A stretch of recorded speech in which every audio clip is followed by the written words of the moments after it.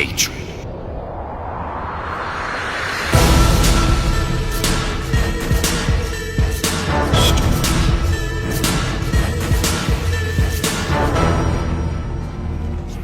We're in the Great War now.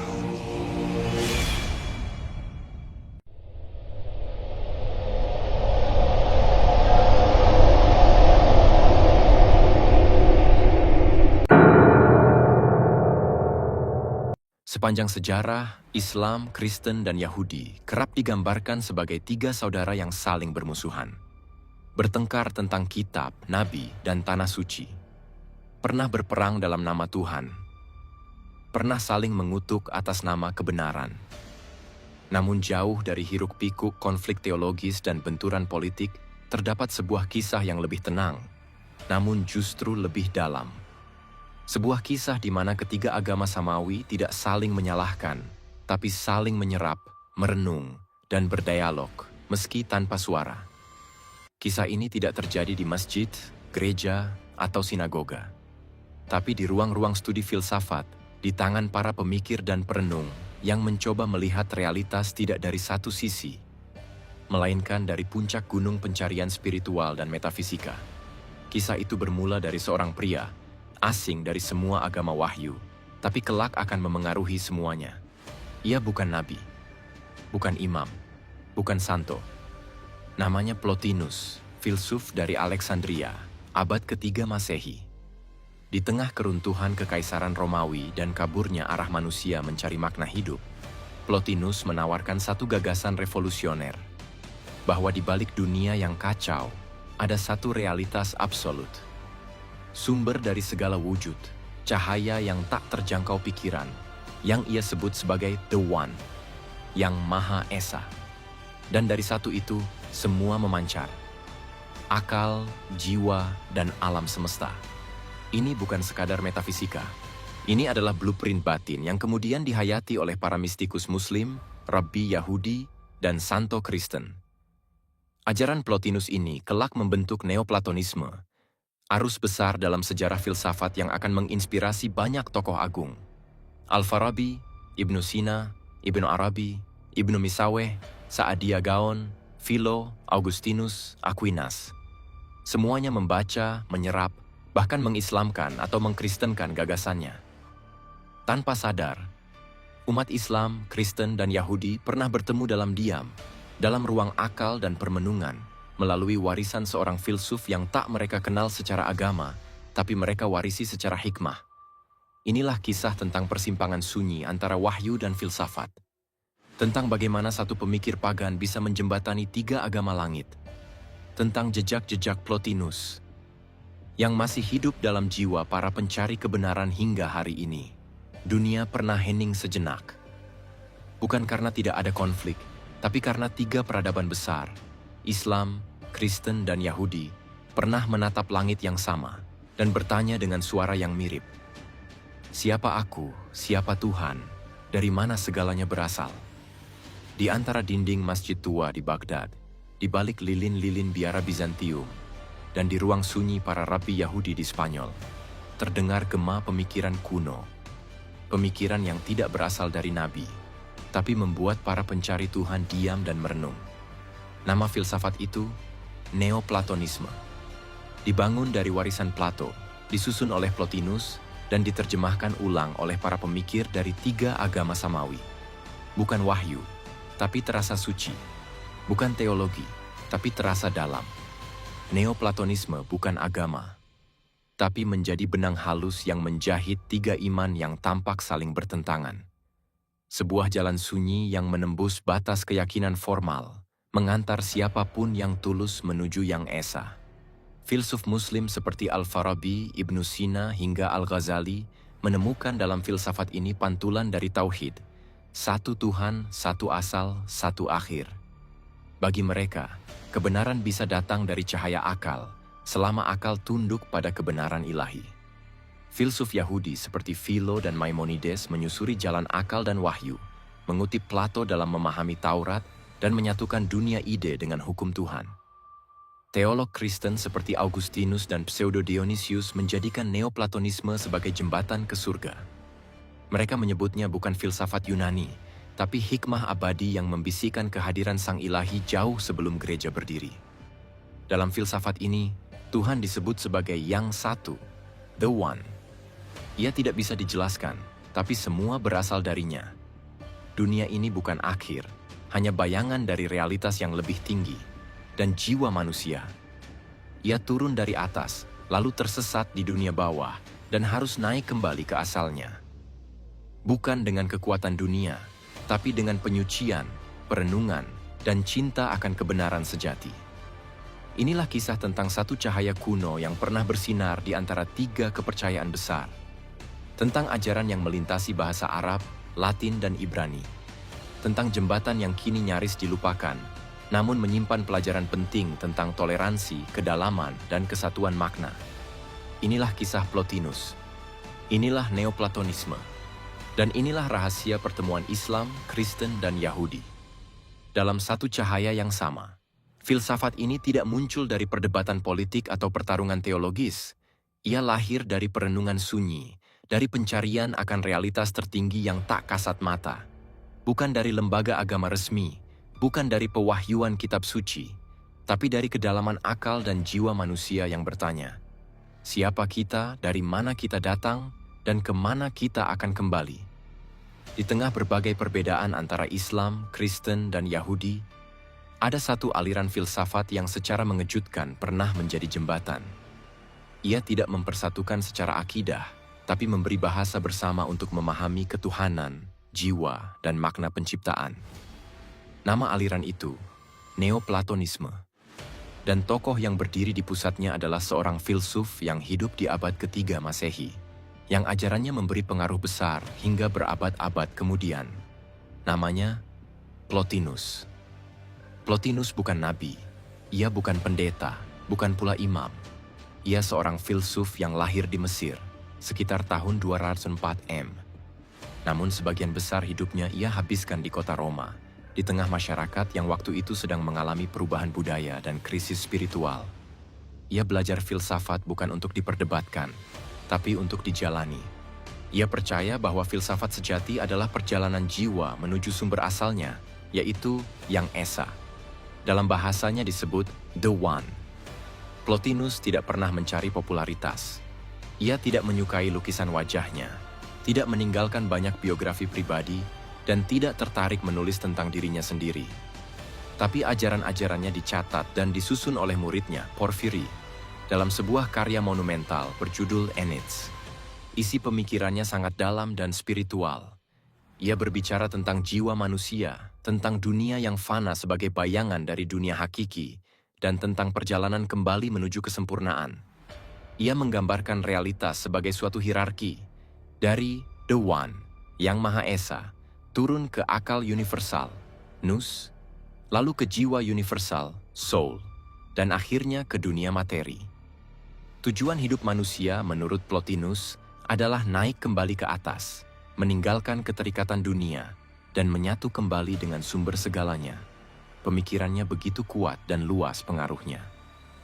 Dalam Islam, ide-idenya masuk lewat filsuf-filsuf besar seperti Al-Farabi, Ibnu Sina, dan Ibnu Rushd. Dalam Kristen, pengaruhnya tampak jelas dalam pemikiran Agustinus. Dalam Yahudi, ia memberi dasar metafisik bagi pemikiran mistik seperti Kabalah. Neoplatonisme menjadi semacam titik temu antara tiga tradisi besar. Ia tidak menghapus perbedaan agama, tapi menawarkan kerangka berpikir bersama untuk membahas hal-hal metafisik tentang Tuhan, jiwa, kebenaran, dan tujuan hidup.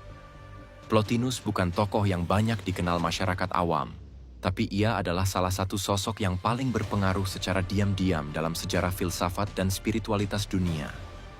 Ia tidak memulai agama baru, tapi ajarannya mampu menyentuh hati para pencari kebenaran dari berbagai keyakinan.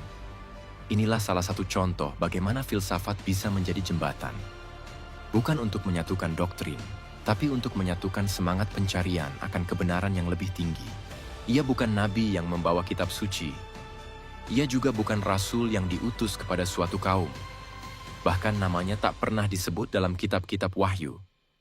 Tapi pengaruh pemikirannya, diam-diam, telah merasuk ke dalam akar spiritual dan intelektual tiga agama besar, Islam, Kristen, dan Yahudi. Namanya Plotinus.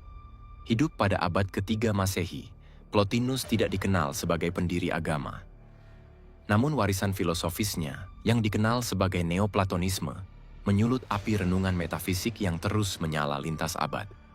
Ia berbicara tentang Yang Satu, The One, sebuah konsep ketuhanan mutlak yang tak bisa dijangkau oleh panca indera, tapi menjadi sumber dari segala yang ada. Plotinus menggambarkan dunia sebagai pancaran dari realitas ilahiyah, sebuah tatanan hierarkis, di mana segala sesuatu berasal dari Yang Esa dan secara spiritual rindu untuk kembali kepadanya. Ia menyampaikan bahwa jiwa manusia sejatinya suci dan berasal dari sumber ilahiyah, dan bahwa kehidupan sejati adalah proses penyucian untuk kembali kepada cahaya asal. Meskipun ia hidup dalam dunia pagan Romawi, ide-idenya diterjemahkan dan diteruskan oleh para pemikir Kristen awal seperti Santo Agustinus. Lalu berabad-abad kemudian, para filsuf Muslim seperti Al-Kindi, Al-Farabi, Ibn Sina, dan Suhrawardi juga membangun fondasi pemikiran Islam filosofis di atas skema metafisika Neoplatonis. Bahkan dalam tradisi Yahudi, pengaruh Neoplatonisme dapat ditemukan dalam mistisisme Kabbalah dan filsafat para rabi Yahudi abad pertengahan seperti Maimonides. Bagi sebagian tokoh sufi dan mistikus, seperti Ibnu Arabi, pemikiran Plotinus seolah memiliki getaran ilahiyah. Mereka tidak menyebutnya nabi, tapi menyebutnya Al-Hakim Al-Rabban, filsuf suci yang mampu menyentuh rahasia Tuhan meski tanpa wahyu. Plotinus bukan seorang ulama, bukan juga imam besar, tapi gagasannya menjelma jembatan, menghubungkan akal dan iman, filsafat dan wahyu, timur dan barat. Dan meskipun dunia hari ini penuh konflik antar agama, warisan pemikirannya justru menjadi bukti bahwa kebenaran sejati bisa ditemukan oleh siapa saja yang dengan tulus mencarinya. Maka tak heran jika sebagian menyebutnya filsuf yang tak beragama, tapi mendekat kepada Tuhan lebih dari banyak yang mengaku beragama. Inilah kisah Neoplatonisme, bukan sekadar aliran filsafat, melainkan sebuah jembatan spiritual yang melintasi iman, zaman, dan peradaban. Di tengah benturan antara Islam, Kristen, dan Yahudi sepanjang sejarah, ada satu warisan pemikiran yang justru diterima, bahkan dimuliakan oleh ketiganya. Filsafat Plotinus. Plotinus bukan nabi. Ia tidak datang membawa kitab suci, namun gagasannya tentang Yang Esa, jiwa, dan realitas tertinggi menjadi pondasi bagi kebangkitan filsafat spiritual. Ia mengajarkan bahwa segala sesuatu berasal dari The One, Tuhan sebagai sumber mutlak segala keberadaan. Tuhan tidak bisa dipahami dengan akal biasa, melainkan dengan pencerahan jiwa yang bersih dan suci. Dari sinilah lahir gagasan tentang emanasi, bahwa dari Tuhan memancar akal universal, kemudian jiwa, lalu akhirnya alam semesta. Ini bukan penciptaan dengan kehendak, melainkan pancaran cahaya dari sumber yang tak pernah padam. Gagasan ini begitu mendalam dan memikat. Di dunia Kristen, pemikiran Plotinus diadopsi oleh Agustinus dan para bapa gereja. Konsep Trinitas dan jiwa abadi banyak dipengaruhi Neoplatonisme. Di dunia Yahudi, filsafat ini diterima oleh tokoh-tokoh mistik seperti Philo dan berkembang dalam ajaran Kabbalah. Pandangan tentang Tuhan yang transenden dan proses penciptaan spiritual menjadi elemen penting dalam kepercayaan esoterik Yahudi. Dan di dunia Islam, warisan Plotinus mekar indah. Diterjemahkan ke dalam bahasa Arab, filsafatnya masuk ke jantung pemikiran Islam klasik.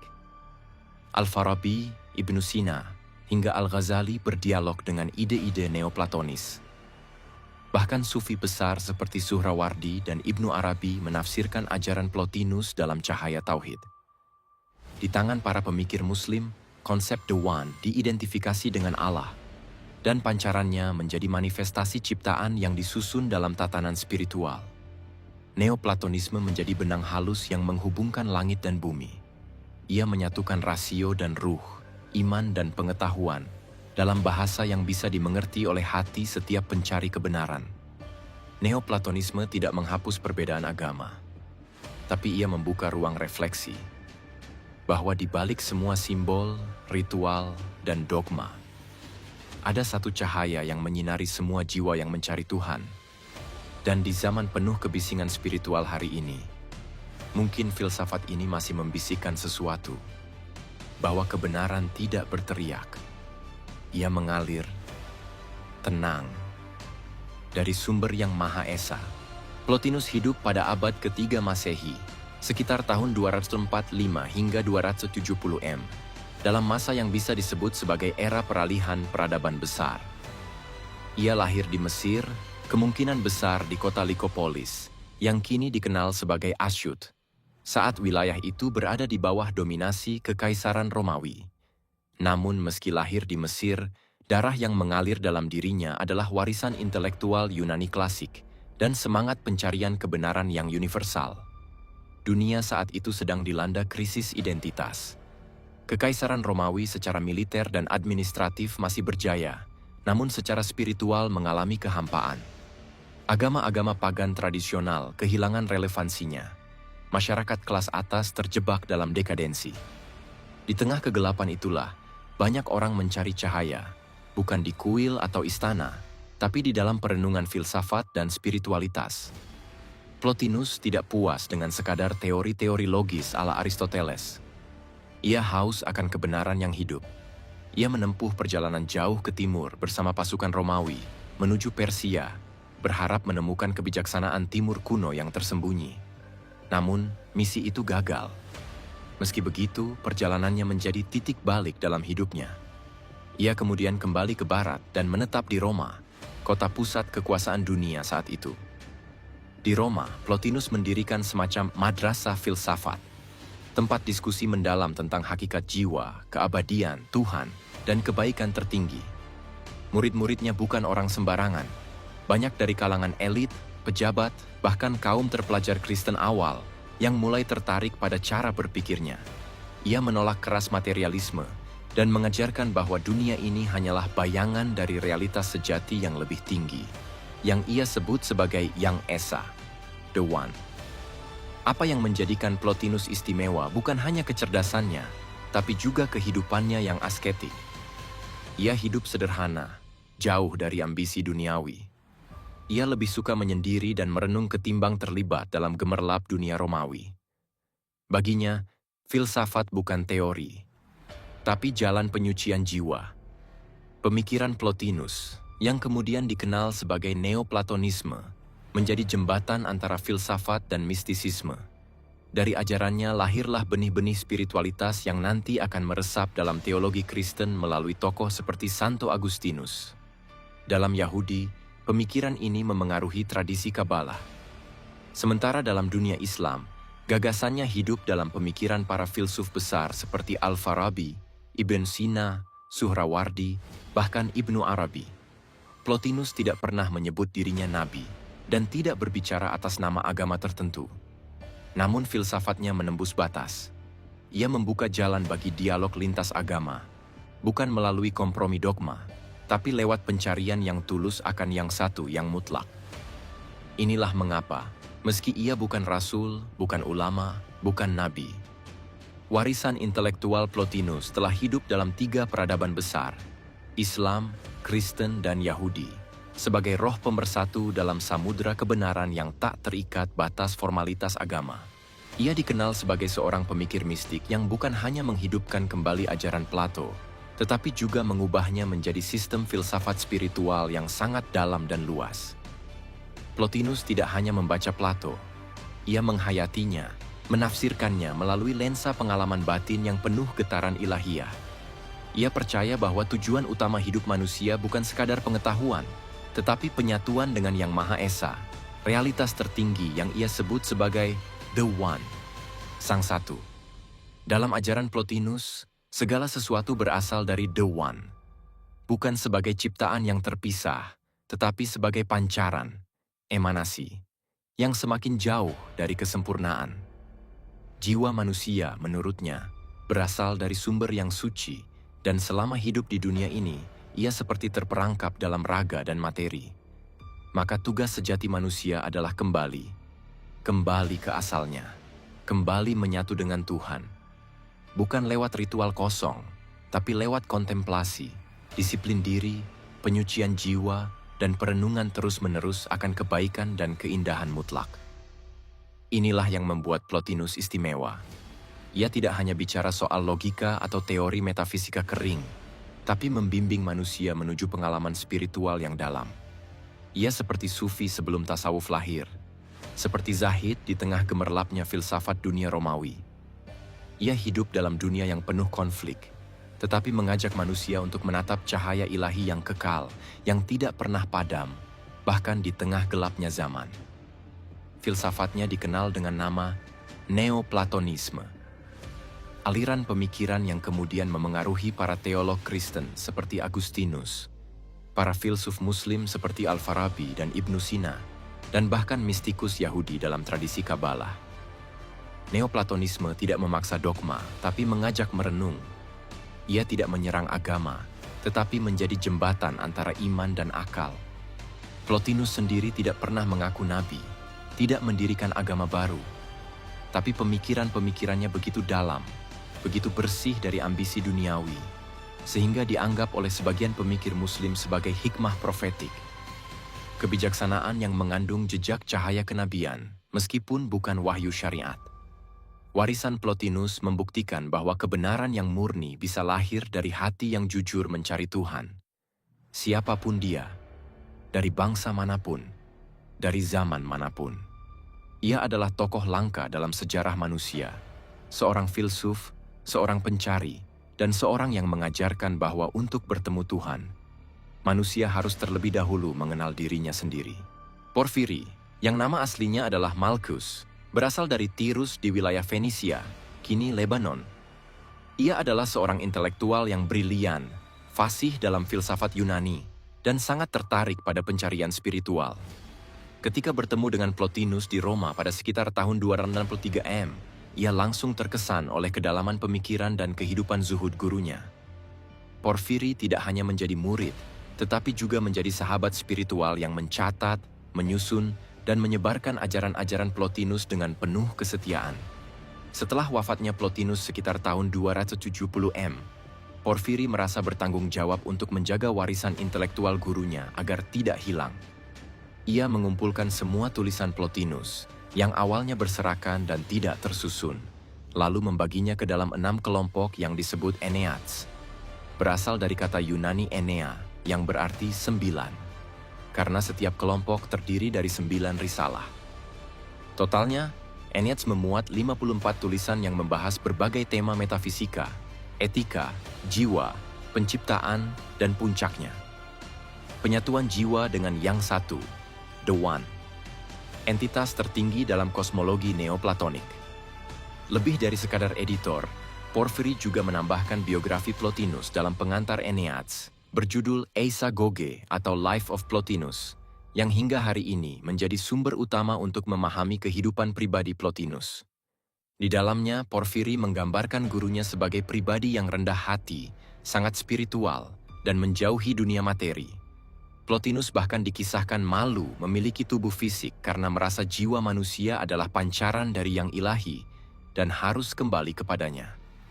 Karya Porfiri ini menjadi fondasi bagi berkembangnya Neoplatonisme di dunia Kristen, Yahudi, dan Islam. Di kemudian hari, para teolog Kristen seperti Agustinus, para filsuf Yahudi seperti Philo dan Maimonides, dan para filsuf Muslim seperti Al-Farabi, Al-Kindi, dan Ibnu Sina, semua terinspirasi oleh prinsip-prinsip utama Neoplatonisme yang dituangkan dalam Enneads. Bahkan konsep emanasi, pancaran ciptaan dari Tuhan, yang sangat kuat dalam mistisisme Islam, tasawuf, dan filsafat kalam, adalah warisan dari bangunan pemikiran Plotinus yang dijaga Porfiri dengan telaten. Porfiri pun tidak berhenti di situ. Ia menulis banyak karya sendiri, seperti Isagoge, sebuah pengantar logika yang sangat berpengaruh dan dipelajari di dunia Islam serta Kristen selama berabad-abad. Namun, warisan terbesarnya tetap Enneads, bukan hanya sebagai buku filsafat, tetapi sebagai batu penjuru peradaban metafisik yang menjembatani iman dan akal di antara 3 agama besar, Islam, Kristen, dan Yahudi. Sebuah karya yang lahir dari cinta murid kepada gurunya, dan dari keyakinan bahwa kebenaran, meski bukan wahyu, tetap pantas dijaga. Plotinus tidak sekadar mewarisi ajaran Plato, tapi mengembangkannya menjadi sistem metafisika yang sangat berpengaruh, terutama dalam dunia spiritual dan mistik tiga agama besar, Islam, Kristen, dan Yahudi. Konsep paling revolusioner dari ajarannya adalah tentang The One, Yang Esa. Menurut Plotinus, The One bukan Tuhan dalam pengertian teistik personal seperti dalam agama-agama Ibrahim. Ia lebih tinggi dari akal, lebih murni dari eksistensi, dan lebih absolut dari segala bentuk yang dapat dipikirkan manusia. Ia tidak bisa dipersepsikan, dibayangkan, atau didefinisikan. Ia melampaui semua kategori eksistensial. The One adalah asal segala realitas. Tapi ia sendiri tidak termasuk dalam realitas yang kita kenal. Yang luar biasa, Plotinus mengatakan bahwa dari Yang Esa, segala sesuatu memancar, emanates, bukan diciptakan seperti dalam konsep penciptaan yang umum. Ibarat matahari yang menyinari tanpa kehilangan cahaya, alam semesta pun berasal dari pancaran Yang Esa. Bukan dari kehendak, bukan dari perintah, tapi dari limpahan kebaikan dan kesempurnaan yang tak terbendung. Alur pemancarannya bertingkat. Dari The One lahirlah Nous, akal universal, sebagai entitas pertama yang sadar dan mengetahui dirinya. Dari Nous lahirlah Psyche, jiwa universal, yang menjadi penggerak dari semua jiwa makhluk hidup. Dari Psyche, muncullah dunia fisik, materi, dan realitas yang kita kenal. Dalam sistem ini, semakin jauh sesuatu dari The One, semakin lemah dan redup eksistensinya. Dunia fisik yang kita tinggali hanyalah bayangan atau refleksi buram dari kesempurnaan yang ada di tingkat lebih tinggi. Namun, di dalam jiwa manusia masih ada percikan cahaya dari Yang Esa. Dan tujuan tertinggi manusia, menurut Plotinus, adalah kembali menyatu dengannya. Caranya bukan dengan logika atau ritual semata, tapi melalui pensucian jiwa, pengendalian hawa nafsu, dan kontemplasi mendalam atas kebaikan, kebenaran, dan keindahan yang ilahiyah. Inilah yang membuat Neoplatonisme bukan sekadar filsafat dingin, tapi menjadi semacam jalan spiritual, hampir seperti tarekat. Dan dari sinilah muncul pengaruhnya ke dunia keislaman, khususnya dalam aliran filsafat sufi. Dalam Islam, para tokoh seperti Al-Kindi, Al-Farabi, Ibn Sina, dan terutama Ibnu Arabi menjadikan kerangka neoplatonik sebagai sarana untuk menjelaskan konsep Tuhan, Allah, emanasi ilmu, penciptaan alam, dan kembalinya ruh kepada sumbernya. Mereka tentu menyelaraskan dengan tauhid, tapi struktur metafisiknya tetap terinspirasi dari Plotinus. Hal yang sama juga terjadi dalam pemikiran Kristen awal, terutama pada tokoh seperti Augustinus dan para bapa gereja. Dalam tradisi Yahudi, pengaruh Neoplatonisme terlihat dalam Kabalah dan pemikiran Musa ibnu Maimun, Maimonides. Maka tak heran jika para sarjana modern menyebut Neoplatonisme sebagai agama filsafat, karena ia diterima, dimodifikasi, dan diwariskan oleh tiga agama besar sebagai alat untuk memahami relasi antara Tuhan, manusia, dan alam semesta. Neoplatonisme menjadi jembatan spiritual lintas iman, bukan dalam akidah, tapi dalam perenungan akan hakikat yang tertinggi. Menurut filsafat Neoplatonisme, semesta ini bukan terjadi karena kebetulan, bukan pula karena keinginan pencipta yang bersifat manusiawi, tapi karena limpahan dari sumber mutlak, satu realitas suci yang tidak terkatakan, tidak tergambarkan, dan tidak bisa dibandingkan dengan apapun. Mereka menyebutnya The One, Yang Esa. The One bukan Tuhan dalam pengertian teistik populer. Ia melampaui semua nama, bentuk, dan atribut. Ia tidak berpikir, tidak bergerak, tidak berkehendak, karena semua itu adalah tanda-tanda makhluk. Tapi dari kesempurnaannya, realitas memancar, seperti cahaya memancar dari matahari, bukan karena niat, tapi karena kodrat. Limpahan pertama dari The One adalah nous, atau akal universal. Ini bukan akal seperti akal manusia, melainkan bentuk kesadaran tertinggi. Ia melihat The One dan mencerminkan semua bentuk ideal yang abadi. Disinilah tinggal konsep tentang keadilan murni, kebaikan hakiki, keindahan sejati. Semua hal yang dalam hidup ini hanya kita kenal sebagai bayangan. Kemudian dari nous, lahirlah psike atau jiwa universal. Kekuatan yang mulai bergerak ke bawah, ke alam yang lebih rendah, dan bertugas menyambungkan antara dunia ide dengan dunia nyata. Jiwa ini membelah diri menjadi banyak jiwa. Jiwa langit, jiwa bintang, jiwa manusia, bahkan jiwa binatang. Setiap jiwa menyimpan kerinduan untuk kembali ke sumber asalnya, ke The One, tapi terperangkap dalam tubuh dan materi. Dan dari gerakan jiwa inilah lahir dunia materi, dunia kita. Dunia ini adalah lapisan paling bawah dari hierarki keberadaan. Ia gelap, berubah, penuh keterbatasan. Namun, ia bukan keburukan mutlak, karena ia tetap berasal dari pancaran yang esa, meskipun dalam bentuk paling jauh, paling redup. Materi dalam Neoplatonisme bukan musuh, tapi ujian. Ia adalah tempat jiwa diuji. Apakah ia tenggelam, ataukah ia bangkit dan kembali menuju cahaya asalnya? Inilah struktur metafisika Neoplatonis.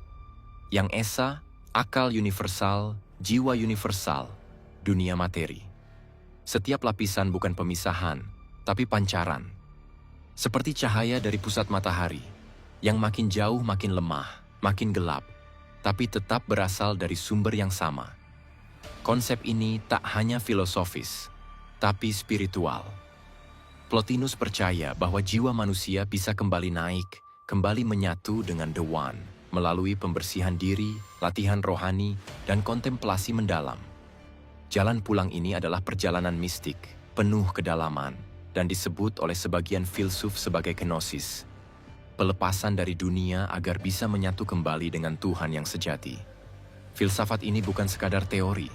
Ia adalah visi tentang hidup dan alam semesta, bahwa semuanya satu. Bahwa dari satu datang segala sesuatu. Dan kepada satu, semua akan kembali. Menurut ajaran Neoplatonisme, tujuan hidup manusia bukan sekadar mencari kebahagiaan duniawi, kekuasaan, atau pengetahuan. Semua itu hanyalah bayangan dari kebahagiaan sejati. Tujuan hidup manusia yang sesungguhnya adalah kembali menyatu dengan Yang Esa, sumber segala realitas dan kebaikan. Manusia berasal dari Yang Esa. Jiwa kita adalah pancaran dari jiwa universal, yang pada akhirnya berasal dari The One, sumber mutlak yang melampaui semua nama dan bentuk. Tapi dalam perjalanannya ke dunia materi, jiwa jatuh. Ia terseret dalam tarikan tubuh, keinginan, ambisi, dan kesenangan indrawi. Ia lupa asalnya, dan karena itu, ia juga lupa tujuannya. Namun, meskipun terperangkap dalam tubuh, jiwa tetap menyimpan kerinduan untuk kembali. Kerinduan itu muncul dalam bentuk rasa gelisah terhadap dunia, rasa lapar terhadap makna, dan dorongan untuk mencari yang lebih tinggi. Dalam bahasa Neoplatonis, jiwa ingin naik kembali, anabasis, ke tingkat yang lebih tinggi dari keberadaan. Bagaimana caranya? Bukan dengan meninggalkan dunia secara fisik, tapi dengan menyucikan jiwa, melepaskannya dari belenggu nafsu dan ilusi dunia materi. Ini dilakukan melalui latihan akhlak dan pengendalian diri, renungan mendalam terhadap kebaikan dan keindahan kontemplasi terhadap dunia ide dan hakikat terdalam. Pemutusan keterikatan pada hal-hal fana pembersihan jiwa ini bukan tujuan akhir. Ia adalah jalan untuk memungkinkan jiwa melihat cahaya asalnya dan akhirnya mengalami penyatuan batin dengan Yang Esa. Plotinus menggambarkan proses ini bukan sebagai pemahaman intelektual biasa, tapi sebagai pengalaman mistik tertinggi, di mana batas antara jiwa dan Tuhan lenyap, dan yang tersisa hanyalah kesatuan mutlak. Ia berkata, dalam momen tertinggi, jiwa melampaui pikiran. Ia tenggelam dalam keheningan Yang Esa, bukan dengan kata-kata, tapi dengan keberadaan. Dalam pandangan ini, hidup bukanlah tentang menguasai dunia, tapi tentang mengenali asal-usul kita, membersihkan diri dari kegelapan, dan pulang ke rumah yang hakiki, ke sumber cahaya dan keberadaan itu sendiri. Philo dari Alexandria bukan sekadar seorang tokoh Yahudi biasa. Ia adalah jembatan hidup antara dua dunia besar, dunia wahyu Taurat yang diwarisi dari para nabi Yahudi, dan dunia filsafat Yunani yang menguasai cakrawala intelektual Mediterania pada masanya. Lahir dan hidup di Alexandria, kota pelabuhan kosmopolitan yang saat itu menjadi pusat perpustakaan terbesar di dunia. Philo tumbuh dalam lingkungan multikultural, bahasa Ibrani di sinagoga, bahasa Yunani di forum-forum filsafat. Ia menguasai keduanya. Dan dari sinilah lahir pemikiran yang revolusioner. Alih-alih melihat Taurat dan filsafat Yunani sebagai dua kutub yang bertentangan, Philo melihatnya sebagai dua sisi dari satu kebenaran yang sama. Baginya, wahyu dan akal tidak perlu bertarung. Justru akal yang benar akan membawa manusia untuk memahami makna terdalam dari wahyu. Philo adalah pelopor metode tafsir alegoris dalam membaca kitab suci. Ia menafsirkan kisah-kisah dalam Taurat secara simbolik dan filosofis. Penciptaan dunia dalam 6 hari ia pahami bukan secara literal, melainkan sebagai proses emanasi dari Tuhan yang Maha Esa menuju dunia nyata, mirip dengan struktur metafisika dalam Platonisme. Musa, sang nabi terbesar dalam tradisi Yahudi, ia gambarkan sebagai filsuf sejati, manusia yang berhasil menyatukan akal, wahyu, dan kesucian hidup. Hukum-hukum Taurat, seperti larangan makan makanan haram, ia tafsirkan sebagai simbol pengekangan hawa nafsu dan penapisan jiwa menuju cahaya kebenaran. Konsep logos, yang sangat penting dalam filsafatnya, adalah puncak dari penyatuan antara wahyu dan filsafat. Logos adalah akal ilahi, kekuatan rasional yang memancar dari Tuhan, menjadi perantara antara yang tak terbatas dengan dunia yang terbatas. Logos ini berperan sebagai lidah Tuhan dalam penciptaan dan penyampaian hikmah. Sangat mirip dengan konsep akal pertama dalam filsafat Islam, dan bahkan menjadi pondasi bagi teologi Kristen awal tentang firman. Yohanes 1:1. Philo tidak hanya membuka jalan bagi perkembangan mistisisme Yahudi, tetapi juga meletakkan fondasi metafisik yang kelak digunakan oleh para filsuf Muslim, seperti Al-Kindi dan Al-Farabi, yang membangun teori emanasi. Ibnu Sina, yang mengembangkan konsep akal aktif dan hubungan jiwa dengan Yang Esa. Bahkan Imam Ghazali dan para sufi dalam pengembangan konsep pembersihan jiwa menuju penyatuan dengan Tuhan. Philo sendiri tidak pernah mengklaim sebagai nabi dan memang tidak dianggap sebagai nabi dalam tradisi Yahudi. Tapi karya-karyanya menjadi warisan penting bagi 3 agama samawi. Ia adalah satu dari sedikit tokoh Yahudi yang dihormati pula oleh sebagian Kristen dan Muslim, bukan karena agamanya, tapi karena hikmahnya. Maka tak berlebihan jika dikatakan, Philo adalah pelopor neoplatonisme spiritual sebelum Plotinus, dan penghubung besar antara agama Samawi dan filsafat Yunani. Philo dari Alexandria, seorang tokoh Yahudi Helenistik yang hidup pada abad pertama Masehi, adalah figur kunci dalam menyatukan 2 arus besar pemikiran, wahyu Taurat dan filsafat Yunani, terutama ajaran Plato dan murid-muridnya.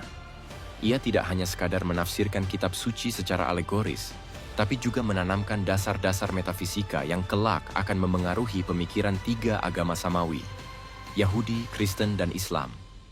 Dalam gagasannya, Tuhan bukan sekadar pribadi agung yang menciptakan alam semesta, tetapi adalah yang satu mutlak, the absolute one, yang tidak tersentuh oleh ruang dan waktu, tidak terdiri dari bagian, tidak berubah, dan tidak bisa dijangkau oleh panca indera manusia atau akal biasa. Segala deskripsi positif tentang Tuhan menurutnya hanyalah pendekatan yang terbatas. Maka Philo lebih banyak menggambarkan Tuhan dengan cara negatif. Negatif teologi.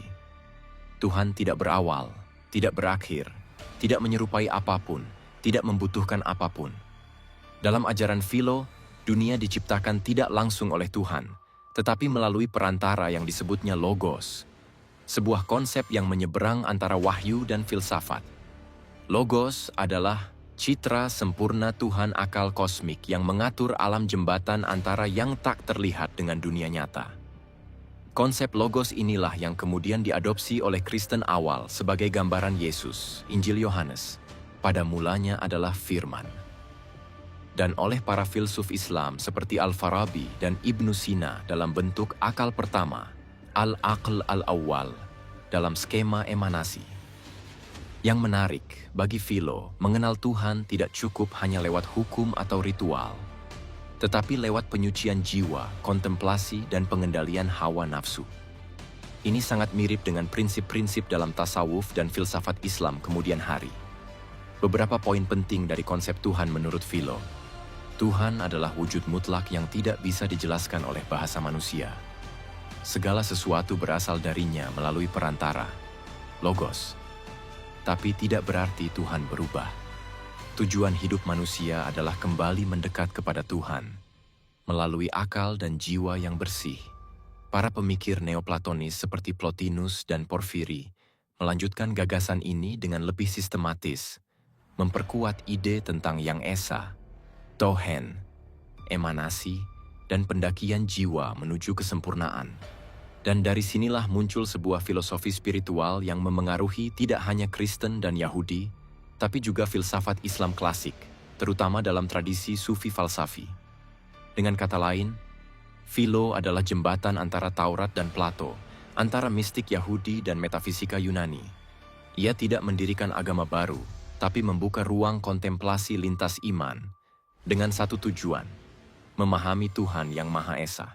Pengaruh Neoplatonisme terhadap Kabalah tidak bisa dilepaskan dari alur sejarah panjang dialog antara filsafat Yunani dan tradisi keagamaan Timur Tengah. Kabalah sendiri berkembang di kalangan Yahudi abad pertengahan, tetapi akar-akar metafisik dan struktur spiritualnya banyak menyerap konsep-konsep yang telah lebih dahulu muncul dalam pemikiran Neoplatonis, terutama melalui tokoh-tokoh seperti Philo dari Alexandria. Philo adalah seorang pemikir Yahudi Helenistik yang hidup pada abad pertama Masehi. Ia berusaha menjembatani antara ajaran Taurat dengan filsafat Yunani, khususnya ajaran Plato. Ia menggambarkan Tuhan sebagai Yang Esa mutlak, tidak terhingga, tidak dapat dijangkau, dan menjadi sumber segala sesuatu. Konsep ini kemudian menjadi pondasi bagi gagasan Kabalah tentang Ein Sof, yaitu Tuhan yang tak terbatas, tidak bisa digambarkan, dan berada di luar segala kategori eksistensi. Dari Ein Sof inilah segala sesuatu berasal melalui proses yang disebut dengan emanasi. Emanasi dalam Kabalah digambarkan dalam bentuk 10 tingkatan yang disebut sefirot. Setiap sefirah merepresentasikan aspek atau manifestasi tertentu dari Tuhan, seperti kasih sayang, keadilan, kemuliaan, keindahan, pengetahuan, dan sebagainya. Struktur 10 sefirot ini sangat mirip dengan tahapan emanasi yang diajarkan oleh Plotinus dalam sistem Neoplatonis. Dari Yang Esa memancar akal, nous, kemudian jiwa, psyche, dan akhirnya dunia materi. Dalam kedua sistem, realitas bukan diciptakan secara langsung dari ketiadaan, melainkan dipancarkan secara bertingkat dari sumber tunggal yang murni dan suci. Pengaruh Neoplatonisme terhadap Kabalah bukan hanya terbatas pada struktur metafisiknya, tetapi juga menyentuh aspek spiritual. Dalam Neoplatonisme, manusia diyakini berasal dari sumber ilahi, kemudian terjatuh ke dunia materi, dan tugasnya adalah kembali kepada asalnya melalui penyucian jiwa dan kontemplasi. Kabalah juga mengajarkan hal yang serupa. Jiwa manusia dianggap berasal dari tingkat spiritual tertinggi. Namun karena terikat oleh tubuh dan dunia materi, ia harus melalui proses tazkiyah, pembersihan, untuk kembali naik mendekati Ein Sof. Ini dilakukan melalui ibadah, pemahaman simbol-simbol rahasia, dan laku spiritual yang mendalam. Konsep-konsep seperti ini juga banyak ditemukan dalam tradisi mistik Islam, terutama Sufisme. Misalnya dalam ajaran Ibnu Arabi, dikenal istilah tajalli, atau manifestasi Tuhan dalam berbagai bentuk, serta perjalanan spiritual jiwa yang ingin kembali ke al-haq atau kebenaran mutlak. Kesamaan ini menunjukkan bahwa baik Kabalah maupun tasawuf dipengaruhi oleh struktur metafisik Neoplatonis, meskipun masing-masing dikembangkan dalam kerangka teologi yang berbeda. Dengan demikian, Kabalah bukan hanya mistisisme Yahudi dalam arti eksklusif, tetapi juga merupakan hasil pertemuan antara teks-teks keagamaan dan filsafat Yunani yang telah diformat ulang dalam bahasa Taurat dan simbol-simbol Ibrani. Ia adalah bentuk tafsir mendalam atas makna ilahi dalam dunia, namun dengan struktur logika yang sangat dipengaruhi oleh pemikiran Neoplatonis.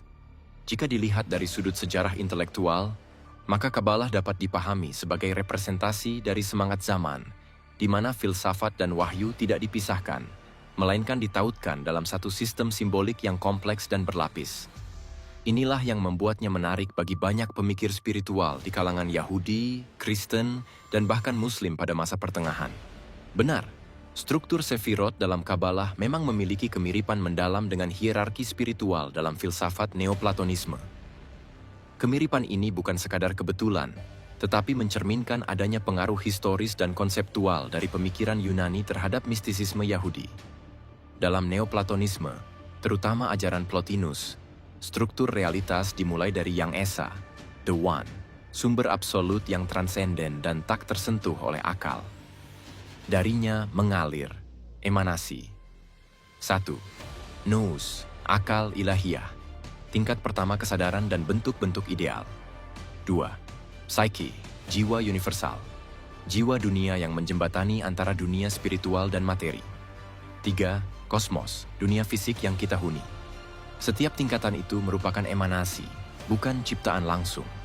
Dan semakin ke bawah, semakin jauh dari kesempurnaan Sang Esa. Dalam Kabalah, kita menemukan sistem serupa. 10 Sefirot, yakni tahapan-tahapan manifestasi Tuhan, yang dikenal sebagai Ein Sof, yang tak terbatas. Ke-10 Sefirot tersebut adalah Keter, mahkota, Chokhmah, hikmah, Binah, pemahaman, Chesed, kasih, Gefurah, kekuatan, Tiferet, keindahan, Netzach, keteguhan, Hod, kemuliaan, Yesod, dasar, Malchut, kerajaan.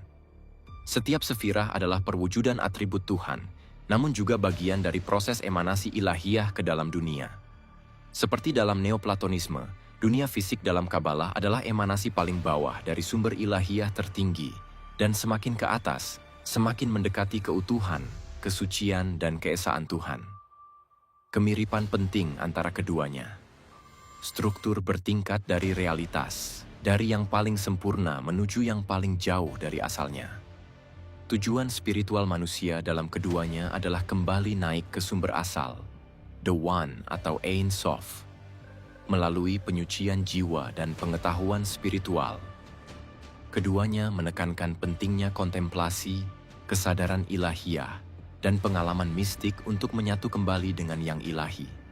Kesimpulan kontekstual, Sefirot dalam Kabalah bukan hanya alat teologis, tapi juga peta spiritual, mirip seperti tangga vertikal dalam Neoplatonisme. Keduanya memberi kerangka bagaimana manusia bisa memahami keberadaan, mengenali asal-usulnya yang ilahiyah, dan menapaki jalan kembali menuju puncak keesaan. Santo Augustinus, tokoh besar dalam tradisi Kristen Latin, tidak bisa dilepaskan dari pengaruh pemikiran Neoplatonisme yang dirintis oleh Plotinus. Ia hidup di Afrika Utara pada abad ke-4 Masehi, di tengah dunia Romawi yang sedang mengalami pergeseran spiritual dan intelektual. Dalam perjalanan intelektualnya, Augustinus dikenal sebagai filsuf dan teolog besar gereja, yang tulisannya menjadi fondasi bagi doktrin kekristenan Barat. Namun, di balik gagasan-gagasannya yang dianggap ilham dari kitab suci, tersembunyi pengaruh mendalam dari ajaran filsafat Yunani kuno, khususnya pemikiran Plotinus. Augustinus mengenal pemikiran Plotinus melalui karya Porfiri, murid Plotinus, yang telah menerjemahkan dan menyusun Enneads. Neoplatonisme memberinya kerangka berpikir untuk menjelaskan banyak hal yang selama ini ia renungkan, terutama soal Tuhan, jiwa, dan realitas. Bagi Plotinus, Tuhan adalah Yang Esa, sumber mutlak dari segala yang ada, transenden, tak terjamah oleh logika biasa, tapi dapat didekati melalui kontemplasi dan penyucian batin. Augustinus mengambil gagasan ini dan memadukannya dengan ajaran Injil, menciptakan sebuah sintesis baru antara iman dan filsafat.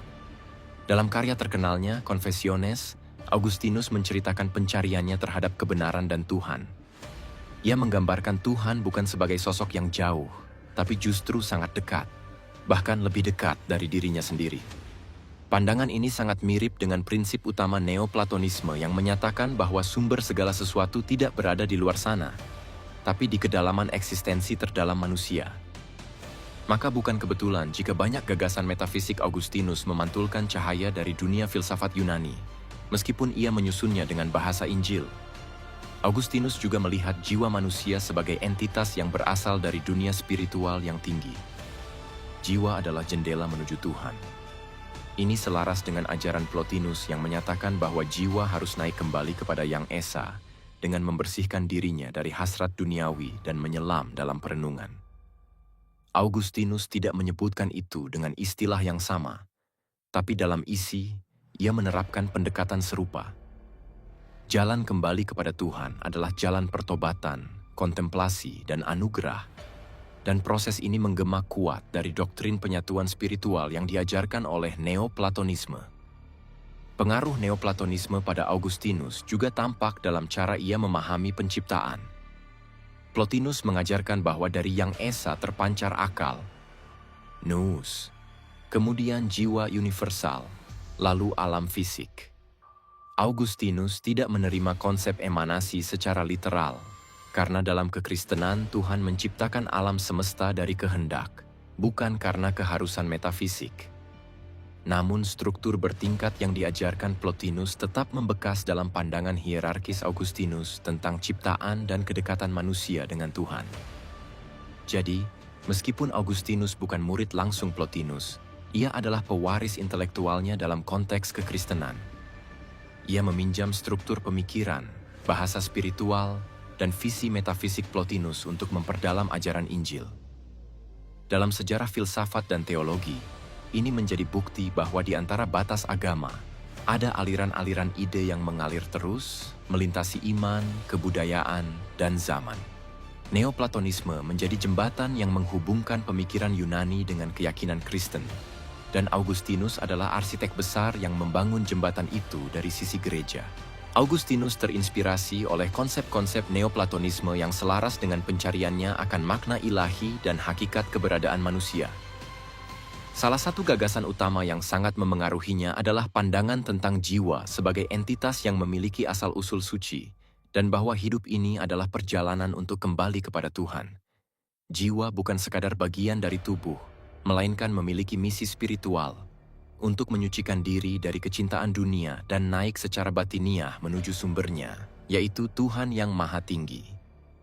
Gagasan ini sejalan dengan doktrin Neoplatonisme bahwa segala yang ada berasal dari Yang Esa dan harus kembali kepadanya. Ia juga menerima dan mengolah pandangan bahwa dunia ini bukanlah realitas sejati, melainkan semacam bayangan atau refleksi dari dunia yang lebih tinggi dan murni. Dalam pemikiran Plotinus, dunia material adalah hasil paling bawah dari pancaran Tuhan.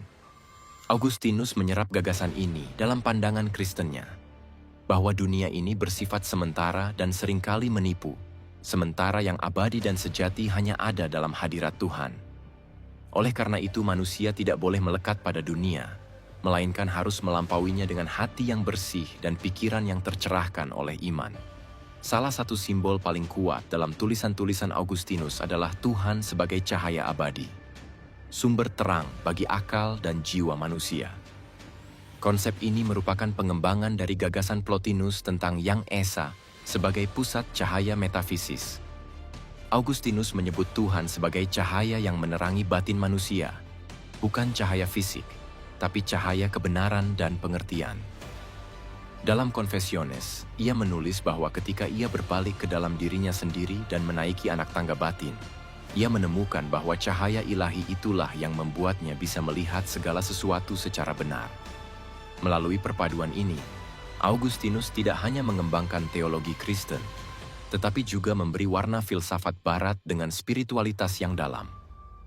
Ia menciptakan jembatan antara rasionalitas filsafat dan iman yang tunduk kepada wahyu. Warisan pemikirannya membuktikan bahwa inspirasi dari luar agama, seperti Neoplatonisme, bisa dipadukan secara bijaksana tanpa harus mengorbankan inti keimanan. Dalam hal ini, Augustinus bukan sekadar seorang teolog, tapi juga mistikus dan filsuf jiwa yang mewariskan model pencarian Tuhan yang sangat personal, namun berbasis intelektual. Inilah fondasi yang membentuk bangunan teologi Kristen awal, khususnya dalam tradisi Katolik Roma. Gagasan-gagasan Neoplatonisme, seperti dunia sebagai bayangan dari realitas sejati, jiwa sebagai entitas abadi yang rindu bersatu kembali dengan sumber ilahi, serta Tuhan sebagai kebenaran mutlak dan cahaya abadi, diintegrasikan secara halus ke dalam ajaran-ajaran gereja. Para bapa gereja seperti Augustinus, Ambrosius, hingga Thomas Aquinas di kemudian hari mengadaptasi struktur berpikir filsafat Yunani untuk memperdalam penjelasan tentang iman Kristen. Mereka menggunakan kategori-kategori metafisika neoplatonis untuk menjelaskan Tritunggal, dosa, anugerah, dan keselamatan. Hasilnya bukan hanya memperkaya teologi, tetapi juga membentuk cara gereja memahami relasi antara manusia dan Tuhan, tubuh dan jiwa, waktu dan kekekalan. Dalam teologi Katolik Roma khususnya, pengaruh Neoplatonisme terlihat dalam konsep tentang dunia sebagai Valley of Souls Exile, lembah pengasingan jiwa dari Tuhan. Dunia bukan untuk dilupakan, tetapi bukan pula tempat tinggal abadi. Oleh karena itu, kehidupan spiritual dianggap sebagai ziarah menuju terang ilahi, serupa dengan tahapan-tahapan pendakian jiwa dalam Neoplatonisme. Yang membedakannya dari pemikiran pagan adalah bahwa semua itu disusun dalam bingkai wahyu, dalam kepercayaan bahwa Kristus adalah Sang Sabda, Logos, yang menjadi manusia, dan gereja adalah tubuh rohani yang membimbing jiwa kembali kepada sumbernya. Maka bisa dikatakan, Neoplatonisme menyediakan bahasa, struktur, dan kerangka metafisis, sedangkan iman Kristiani mengisi kerangka itu dengan isi wahyu ilahi. Kombinasi inilah yang melahirkan wajah khas teologi Katolik. Rasional, mendalam, dan bersifat mistik, tapi tetap teguh pada dogma dan tradisi. Neoplatonisme tidak hanya berbicara tentang asal-usul semesta atau hierarki realitas, tetapi juga meninggalkan jejak yang kuat dalam cara berpikir tentang dosa, jiwa, dan penyucian batin, terutama dalam tradisi mistik dan teologi agama samawi. Konsep dosa, dalam kerangka neoplatonis, bukan hanya pelanggaran hukum moral, tetapi dipahami sebagai jarak spiritual antara jiwa dan sumber aslinya. Yang Esa. Dosa adalah ketertarikan jiwa pada dunia materi, pada nafsu dan kenikmatan fana, yang membuatnya lupa asal-muasalnya yang suci.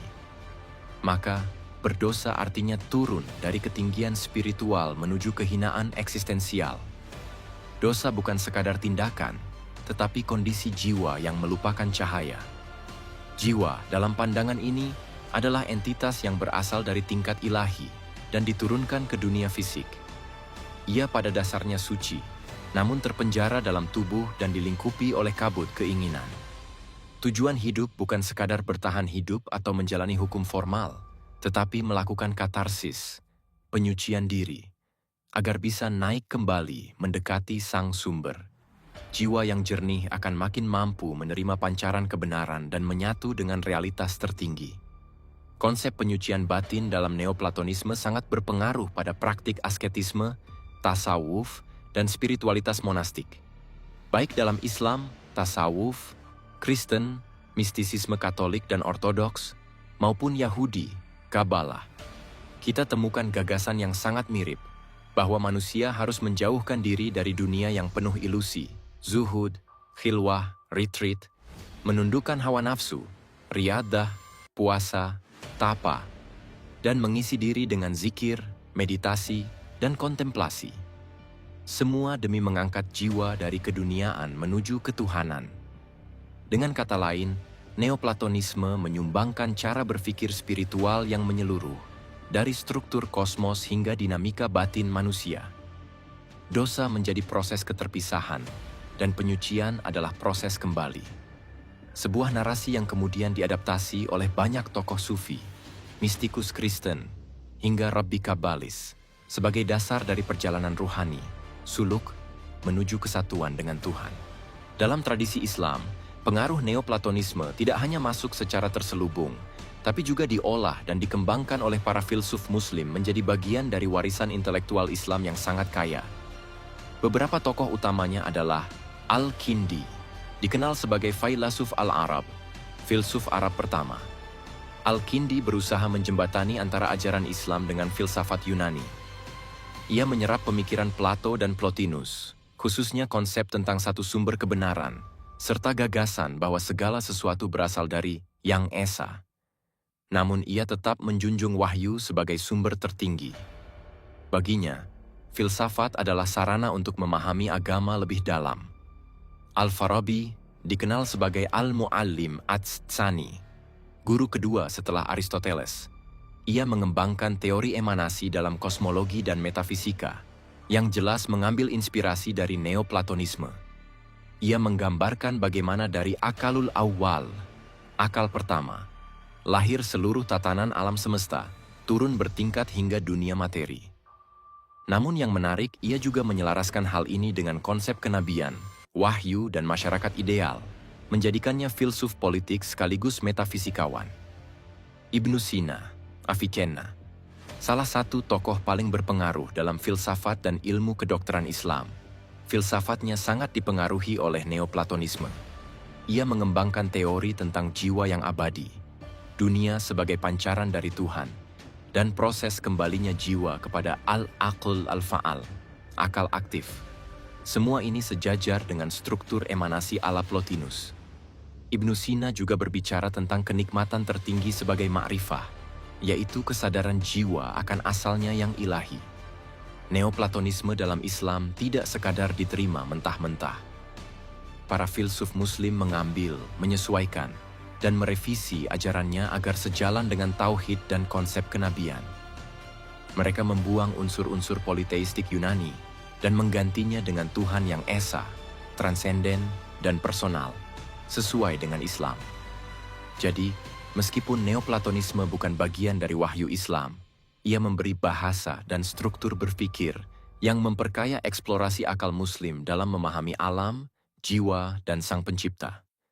Sebuah dialog intelektual lintas peradaban yang tetap terikat oleh keyakinan terhadap Allah sebagai sumber segala kebenaran.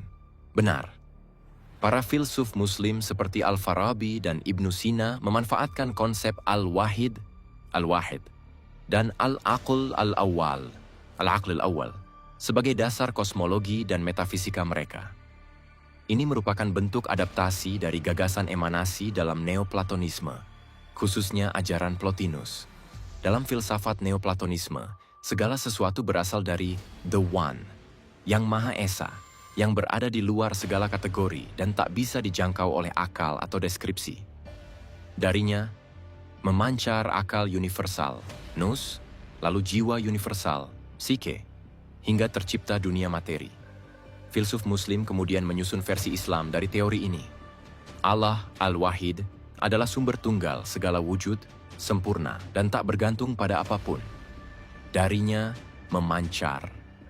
La bi tariq al-mudafa, bukan secara fisik atau waktu.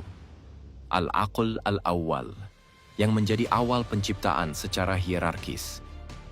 Al-Aql al-Awwal merenungi dirinya sendiri dan Sang Pencipta, sehingga darinya muncul langit-langit dan akal-akal berikutnya, sampai terciptalah dunia materi. Ini bukan penciptaan dalam arti khalq, creatio ex nihilo, seperti dalam teologi Islam, tapi dalam arti urutan metafisis.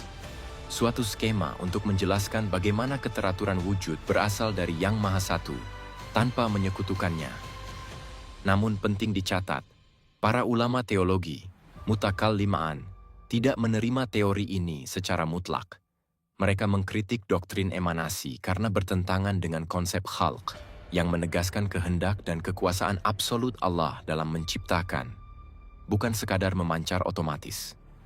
Tetapi dalam tradisi filsafat Islam, khususnya yang terpengaruh Neoplatonisme, Al-Wahid dan Al-Aql al-Awwal menjadi semacam jembatan rasional untuk memahami keteraturan alam semesta, sambil tetap menjaga transendensi Allah dalam keimanan tauhid.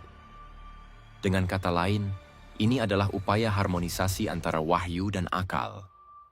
Sesuatu yang menjadi ciri khas peradaban intelektual Islam abad pertengahan.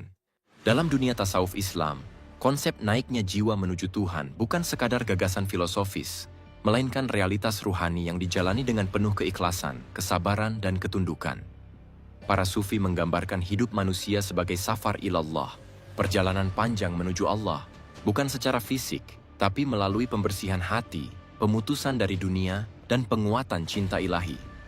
Konsep ini memang memiliki kemiripan struktural dengan ajaran Neoplatonisme, bahwa jiwa berasal dari sumber ilahi, kemudian turun ke dunia materi, dan harus kembali ke asalnya.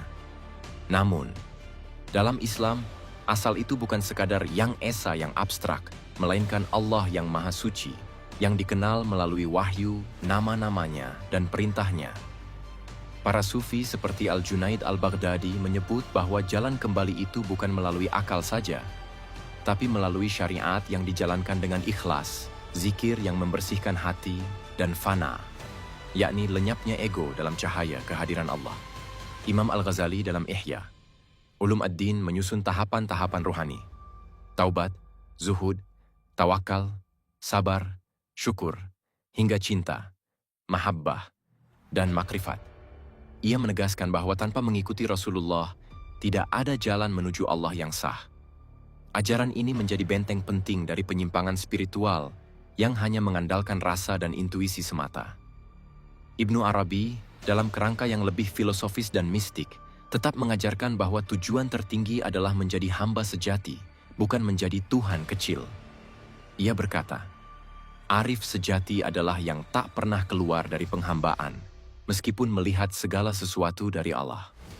Maka dalam tasawuf, perjalanan ruhani bukan sekadar naik ke dimensi spiritual, tapi juga turun kembali ke dunia untuk membawa rahmat dan hikmah. Seorang sufi sejati tidak lari dari masyarakat, tapi membawa cahayanya untuk menebar kasih sayang dan menegakkan keadilan. Kesimpulannya, meskipun Neoplatonisme dan tasawuf sama-sama bicara tentang emanasi dan kembalinya jiwa ke asal, tasawuf berakar dalam tauhid, terikat dengan syariat, dan ditopang oleh sunnah Nabi. Inilah perbedaan paling mendasar. Tasawuf bukan jalan bebas, tapi jalan yang dituntun wahyu dan dibimbing oleh cinta yang suci.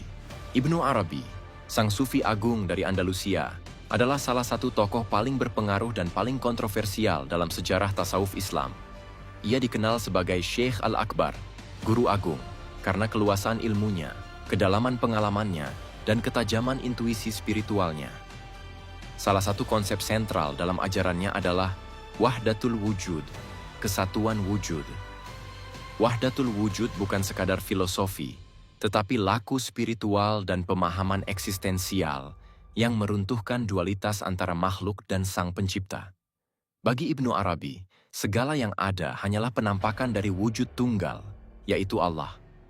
Dunia ini hanyalah tajalli, penampakan, manifestasi, atau pantulan dari Yang Maha Ada, bukan berdiri sendiri.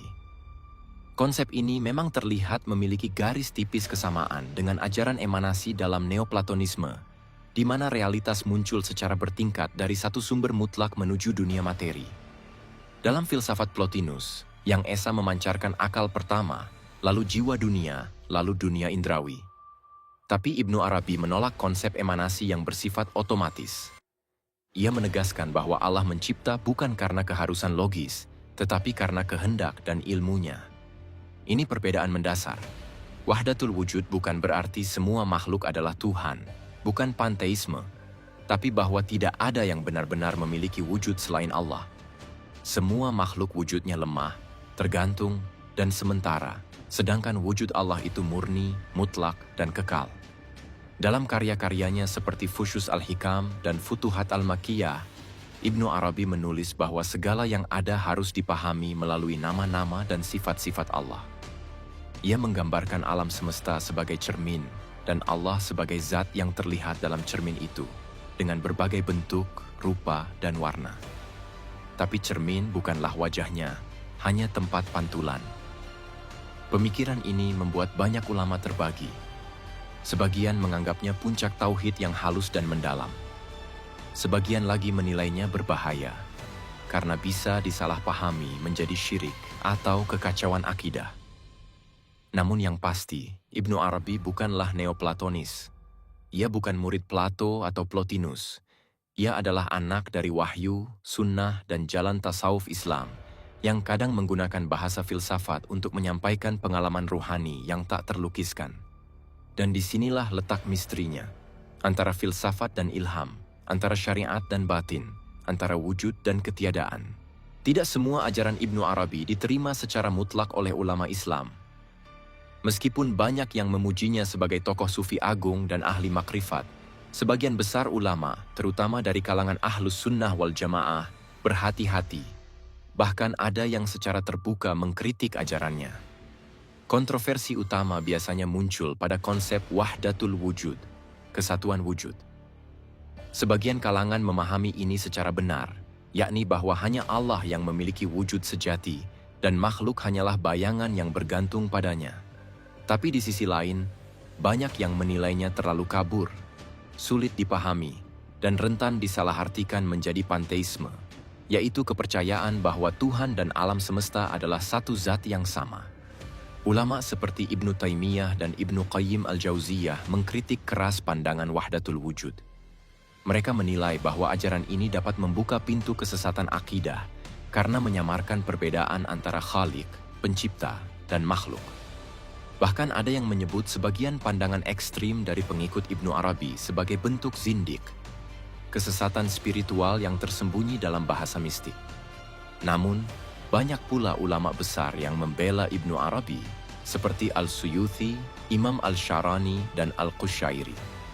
Mereka menyatakan bahwa Ibnu Arabi adalah seorang wali besar yang tulisannya tidak boleh dibaca sembarangan karena tingkat bahasa dan isyaratnya terlalu dalam. Pemahaman atas karya-karyanya memerlukan penguasaan ilmu syariat, akidah, dan tasawuf tingkat tinggi. Akhirnya umat Islam terbagi dalam menyikapi Ibnu Arabi. Ada yang menganggapnya ulama makrifat besar, yang ajarannya bisa memperdalam iman. Ada pula yang melihatnya sebagai filsuf mistik yang berbahaya, karena ucapannya sulit dibedakan antara batin dan zahir. Namun sikap paling bijak adalah bersikap ilmiah, adil, dan tidak tergesa-gesa menghakimi. Tidak menolak tanpa ilmu, dan tidak menerima secara buta.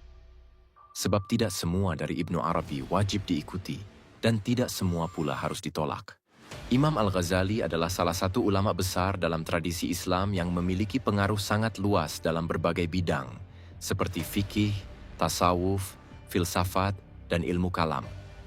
Ia hidup pada abad ke-5 Hijriah, wafat tahun 505 11 M, dan dikenal sebagai tokoh yang berusaha menyatukan antara dimensi syariat dan hakikat.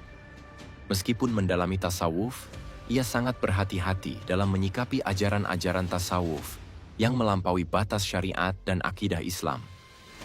Dalam banyak tulisannya, Al-Ghazali menegaskan bahwa tujuan tasawuf bukanlah untuk menyatukan diri dengan Tuhan secara hakiki, tapi untuk membersihkan hati, mendekatkan diri kepada Allah, dan meraih makrifah, yaitu pengetahuan rohaniah tentang kebesaran dan keagungannya. Ia menekankan pentingnya mengikuti syariat dalam seluruh tahapan suluk, perjalanan spiritual.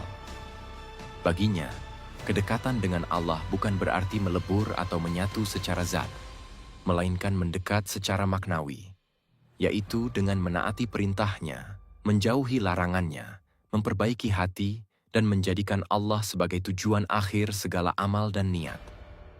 Dalam pandangan Al-Ghazali, Tuhan tetap suci dari segala bentuk penyatuan dengan makhluk.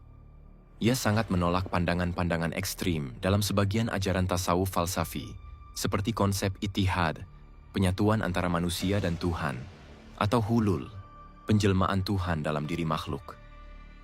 Menurutnya, pandangan ini bertentangan dengan prinsip tauhid dalam Islam yang mengajarkan bahwa Allah Maha Esa, Maha Suci, dan tidak menyerupai apapun dari ciptaannya. Tidak ada satupun makhluk yang bisa menyamainya dalam zat, sifat, maupun perbuatan. Karena itu, klaim bahwa seorang manusia bisa menyatu dengan Tuhan adalah bentuk kekeliruan yang sangat fatal dan tidak bisa dibenarkan dalam Islam. Dalam karya terkenalnya Al-Munqidh Minal Dhalal, Al-Ghazali mengisahkan perjalanan intelektual dan spiritualnya. Ia mempelajari ilmu kalam, filsafat Yunani, batiniyah, dan tasawuf. Setelah melewati semuanya, ia memilih tasawuf sebagai jalan keselamatan. Namun tasawuf yang ia ikuti adalah tasawuf yang tetap berada dalam bingkai syariat, bukan tasawuf yang melampaui batas dan mengabaikan rambu-rambu akidah. Ia menerima makna batin, tapi tidak melepaskan makna lahir. Ia menghormati kedalaman spiritual, tapi tidak mengorbankan kemurnian tauhid. Dalam Ihya Ulum Al-Din, ia menyebutkan bahwa orang-orang yang terlalu larut dalam klaim spiritual tanpa ilmu dan tanpa bimbingan syariat bisa tersesat dan bahkan tergelincir dalam kekufuran. ia mengingatkan bahwa tidak semua yang merasa dekat dengan Tuhan itu benar-benar dekat dalam pandangan Allah. Bahkan banyak yang terjebak dalam bisikan hawa nafsu atau khayalan spiritual belaka. Oleh karena itu, bagi Al-Ghazali, jalan tasawuf sejati adalah yang berlandaskan ilmu, adab, mujahadah, melawan hawa nafsu, dan pengamalan syariat secara utuh. Jadi, meskipun Al-Ghazali menerima pengaruh pemikiran filosof dan menyerap beberapa aspek filsafat spiritual, ia tidak pernah menerima doktrin penyatuan zat makhluk dengan Tuhan. Baginya, Allah tetap transenden dan terpisah dari makhluk. Kedekatan dengannya bersifat ruhani, bukan fisikal maupun esensial. Kritik utama terhadap pemikiran Plotinus dalam perspektif Islam terletak pada dua hal mendasar. Pertama, adalah persoalan ontologis mengenai hubungan antara Tuhan dan makhluk. Plotinus dalam ajaran Neoplatonismenya memaparkan bahwa seluruh realitas berasal dari Yang Esa, The One, melalui proses emanasi, yaitu pemancaran bertingkat. Dari Tuhan lahir akal, nous, dari akal lahir jiwa dunia, world soul, dan dari jiwa dunia lahir alam materi. Meskipun tampak bertingkat dan bersifat hierarkis, namun proses emanasi ini memunculkan kesan bahwa makhluk adalah bagian tak terpisahkan dari zat ilahi, atau setidaknya pancaran langsung darinya. Dalam pandangan Islam, terutama dari sudut akidah Ahlus Sunnah, ini adalah konsep yang bermasalah. Islam menegaskan pemisahan tegas antara Khalik, pencipta, dan makhluk yang dicipta. Allah adalah Tuhan yang tidak serupa dengan makhluknya, tidak melebur dalam ciptaan, tidak keluar darinya, dan tidak memancarkan zatnya ke dalam apapun. Alam semesta bukanlah bagian dari Tuhan, melainkan ciptaannya yang terpisah secara hakiki. Al-Quran secara eksplisit menyatakan, Laisa kamitslihi syai'. Tidak ada sesuatu pun yang serupa dengannya. QS Asyshura 11. Maka dari itu, ide emanasi seperti dalam Neoplatonisme dapat membuka pintu kepada faham panteisme atau wahdatul wujud dalam bentuk yang tidak disaring oleh syariat. Kedua, Plotinus tidak berbicara mengenai wahyu, syariat, atau kerasulan dalam konsepnya tentang spiritualitas. Bagi Plotinus, jalan tertinggi menuju Yang Esa adalah melalui kontemplasi batin, penyucian jiwa, dan pengalaman mistik yang mendalam. Ia tidak meyakini adanya hukum ilahi yang diturunkan secara eksplisit kepada manusia melalui para nabi. Tidak ada peran wahyu sebagai panduan moral dan sosial yang mengatur kehidupan manusia secara menyeluruh. Dalam konteks keimanan Islam, ini adalah kelemahan mendasar. Karena dalam Islam, wahyu adalah satu-satunya sumber petunjuk yang otoritatif dan absolut. Allah mengutus para nabi untuk menyampaikan syariatnya dan memberikan panduan yang jelas kepada umat manusia. Bukan hanya untuk mencapai kesucian pribadi, tetapi juga untuk membangun peradaban yang lurus di dunia. Tanpa wahyu, ajaran mistik atau kontemplatif yang hanya mengandalkan akal dan intuisi bisa sangat rentan terhadap penyimpangan. Ia bisa bersifat terlalu subjektif, penuh spekulasi, dan tidak memiliki batas-batas yang jelas antara kebenaran dan kesesatan. Oleh sebab itu, meskipun ajaran Plotinus menawarkan struktur filsafat spiritual yang tampak indah dan menginspirasi banyak pemikir lintas agama, Islam tetap menempatkan wahyu dan risalah sebagai dasar utama setiap jalan menuju Tuhan. Tanpa keduanya, maka pemikiran tersebut tetap berada di luar wilayah kenabian yang sahih menurut syariat. Meskipun pemikiran Plotinus tidak sepenuhnya sejalan dengan ajaran Islam, para filsuf Muslim klasik tidak serta-merta menolaknya. Sebaliknya, mereka menyaring gagasan-gagasannya dengan penuh kehati-hatian. Mereka memilah antara yang sesuai dengan nilai-nilai tauhid dan yang bertentangan dengan dasar akidah. Lalu mereka menyelaraskan sebagian pemikirannya dengan prinsip-prinsip Islam, bukan dengan meniru mentah-mentah, tetapi dengan memberi makna baru yang selaras dengan wahyu. Tokoh seperti Al-Kindi, Al-Farabi, Ibnu Sina, hingga Mulla Shadra menempatkan konsep Yang Esa dalam Neoplatonisme ke dalam kerangka Tuhan dalam Islam. Allah sebagai pencipta yang mutlak, yang maha satu, namun tidak terikat oleh hierarki atau emanasi materi. Mereka menolak anggapan bahwa alam muncul dari Tuhan secara otomatis, tetapi menyatakan bahwa penciptaan terjadi dengan kehendak dan ilmu Allah. Sebagian juga mengambil konsep akal pertama dari Neoplatonisme dan menafsirkannya sebagai ciptaan pertama Allah, bukan bagian darinya. Ini menunjukkan usaha serius dalam membumikan filsafat ke dalam kerangka tauhid, bukan menggantikan wahyu dengan akal, tetapi menjadikan akal sebagai alat untuk merenungi keagungan Sang Pencipta. Dengan pendekatan ini, para filsuf Muslim tidak hanya menjadi pengikut pemikiran Yunani, tetapi menjadi penafsir yang kritis. Mereka menolak unsur-unsur yang bertentangan dengan syariat, seperti kesatuan mutlak antara Tuhan dan makhluk, atau penolakan terhadap wahyu, dan menjaga jarak dari pemikiran-pemikiran mistik yang bisa melenceng dari akidah. Inilah yang membedakan tradisi filsafat dalam Islam. Ia tidak tunduk pada rasionalisme ekstrim atau mistisisme liar. Ia berjalan dalam pagar keimanan, menjadikan akal sebagai sahabat wahyu, bukan pengganti wahyu. Dan dalam proses itu, warisan Plotinus tetap hidup, tapi bukan sebagai sumber kebenaran mutlak, melainkan sebagai inspirasi yang telah difilter oleh cahaya tauhid. Plotinus mungkin tidak membawa wahyu, tidak mengaku sebagai nabi, dan tidak mengklaim dirinya sebagai utusan dari Tuhan. Namun gagasan-gagasannya tentang jiwa, ketuhanan, dan dunia spiritual begitu dalam, hingga memengaruhi cara berpikir banyak pemeluk agama Samawi selama berabad-abad. Ia tidak hidup dalam tradisi kenabian, tapi pemikirannya tentang Yang Esa, tentang kembalinya jiwa kepada sumber asalnya, tentang dunia sebagai bayangan dari realitas yang lebih tinggi, membuka ruang perenungan bagi para pemikir Muslim, Kristen, dan Yahudi.